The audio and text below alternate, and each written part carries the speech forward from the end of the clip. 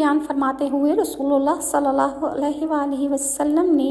ارشاد فرمایا ہے کہ کافر جب منکر نکیر کے سوالوں کے جواب میں ناکام ہو جاتا ہے تو اس پر 99 سانپ مسلط کر دیے جاتے ہیں جو قیامت تک اس کا گوشت نوچتے رہتے ہیں اور اسے ڈستے رہتے ہیں۔ قبر کے سانپ کے بارے میں رسول اکرم صلی اللہ علیہ وآلہ وسلم کا ارشاد مبارک ہے کہ اگر وہ سانپ زمین پر ایک دفعہ صرف پھونک مار دے تو روئے زمین پر کبھی کوئی سبزی نہ اگنے پائے گی۔